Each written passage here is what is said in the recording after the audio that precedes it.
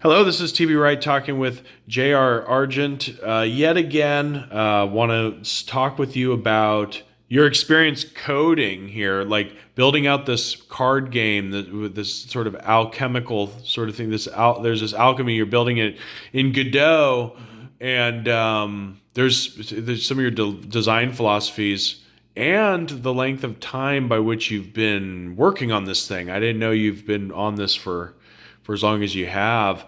And you're doing this all without turning to AI. You're looking at this not as a sprint. You're looking at this as something you can marinate over years. And I think that's a wonderful, for any game developers out there, that's a wonderful perspective to not be too caught up in the how much money am I going to make? I got to make money on this and I got to get this out now. Like, you can have a long-term project that is a labor of love. So let's talk about it. Yeah, so I have a card game. It's actually about to reach pre-alpha for what I define as pre-alpha.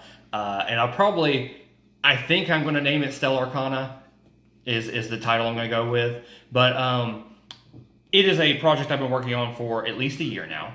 And as a programmer, as a project person, I love to be creative.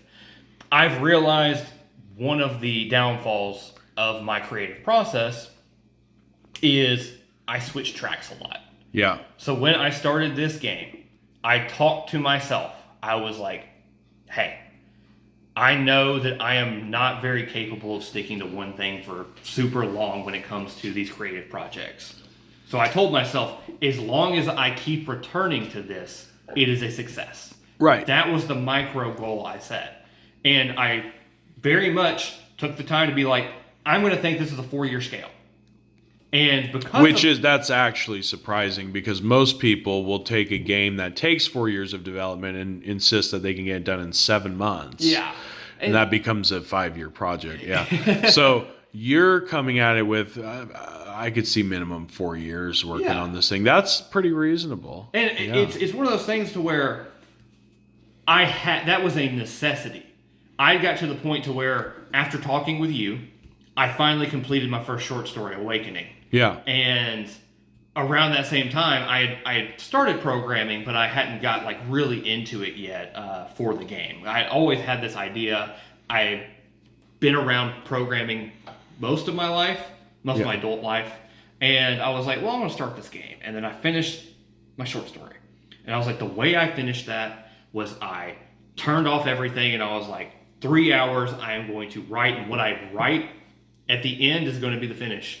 That 3-hour time slot was all I allotted myself. That's good. That's real good. Because I finally finished a project. Yeah. And that set the precedent for myself that I could. Yeah, you do ones, and that's the beauty of short stories, is that scaling it out, you might tire from a large project. You might be tired of looking at your characters, looking at I don't even know what's good or bad anymore. I don't know if what's good writing, bad art. I don't know. But with smaller projects, this is why I love prototyping. I love game jams too, because I get stuff out quickly, ideas, get them off my back. Is that you can really pour your heart into a smaller project, and then, you make a few more of them, and now you've got an anthology. Exactly. Right? You've got an anthology of short stories. And that's what really opened things up for me, is I was like, oh, I can get this sense of completion, accomplishment on these smaller projects and have this long-term project going in the background. Exactly, yeah. So I still feel like I am making progress on things while also working on this other thing. I have mine. It's called Little Linnaeus. You've seen the development of some of this, and it's a game. It's sort of an educational game. I hate putting education and game together in the same phrasing, because I think it's oxymoronic. But it's a game where you go and you collect different, you collect out in nature, and you're in this little town. And it's all themed around Carl Linnaeus, the great taxonomist. So there's all these different things you can do with these specimens, and it's something that, with a big project, you might spend a year on it, and then you spend 2 years dicking off doing something else, and then you come back to it. And so that's kind of the approach I have with Little Linnaeus. I haven't touched it in maybe like, sadly, maybe like 2 years now, 2 or 3 years. Yeah. But I know it's always there, and I'm like, and actually listening to you talk about, and we're going to get into this, you know, programming this out, you're not bringing in AI anywhere in this. You're preferring to really bang your head on the wall, and there's great enjoyment to be had in the craft, right, of that. Yeah. So, and you, as I listen to you and as I see what you're doing, like I had a spark when I saw your code. And then what you had up on screen, your prototype of this card game, I had that feeling of I need to go back to Little Linnaeus and go back and just, yeah. And who knows, like the lessons learned in this time, all these little projects. Every time you do a little project, you learn a little bit of something. You know, whatever medium it is, whatever art form it is, you learn a little something and you take it back to the big project. Exactly. So you're evolving your methodology as you're working on this. So as it's almost like a snowball effect. Yeah, you might even have libraries of sprites of world like dogs and trees and whatever. Well, there's a bunch of your sprite work is done because you did it in a past project. Character work. You reuse past assets, and it's nothing shameful with that. So character work. This is a diversion from still Arcana, but the other game that I've started working on in the background, a smaller project that's not going to be as narratively impactful as what I want Stellar Arcana to eventually be. Yeah. I was like, I need 100 characters. Where am I going to get 100 characters that I have like a sense of their personality for? Yeah.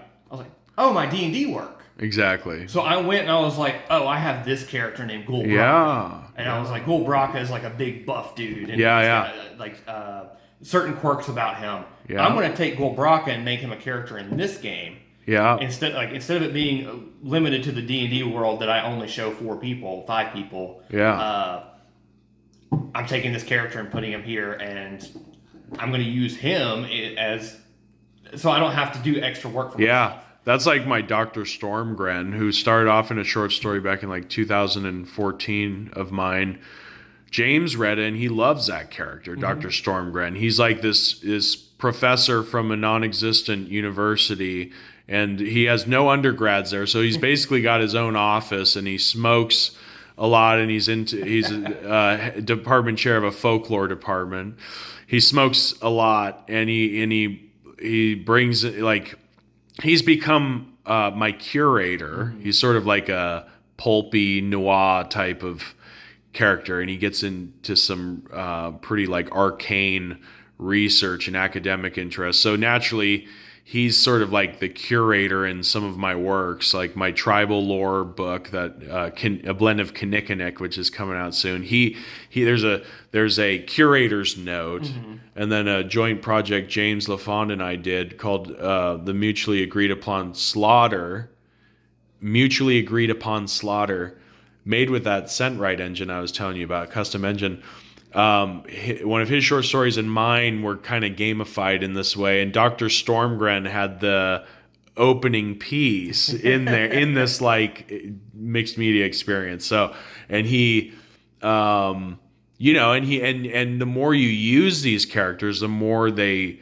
And James, his contributions, like he was like, I think you ought to, in writing, like letters he sent me, like you need to take Dr. Stormgren, like take him on as a regular. He's so interesting, and he sort of together we built out more lore for him, and with each use, these characters, like your character you're talking about, is gonna gain greater richness, and you can pull him out of the vault anytime you so choose. Like my very first campaign in Pathfinder, I had a character named Oz Raymond. Yeah. I have used that character in every single world and campaign that I've built in my D&D stuff since. So when I was doing this, I mentioned Ghoul Braka earlier, and that was just a name that popped in my head. Oz Raymond was the very first character I put in this new game, because I was like, I'm already using him across different worlds. Yeah. Why not different media too? Right. And the best authors reuse their characters. You know, L. Frank Baum did it, like with all the Oz books and the ephemera, the stuff outside of Oz, neighboring kingdoms. He brought in Oz characters. He brought in shamelessly, like cross-pollinated different IPs.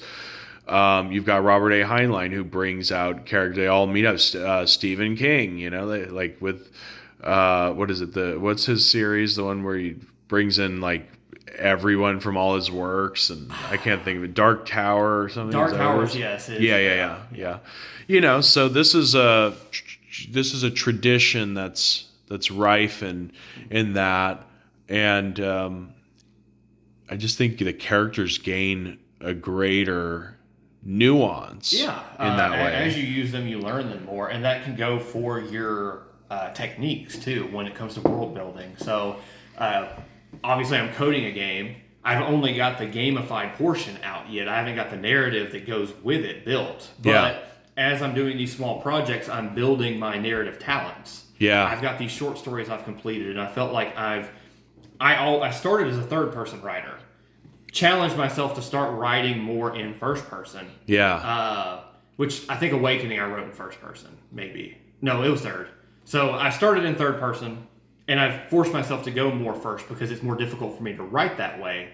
But it lets me embody different perspectives, so I can hone that craft. We're gonna stop here. Our next video. We're gonna talk about first, second, third perspectives, because this warrants its own. Thank you so much.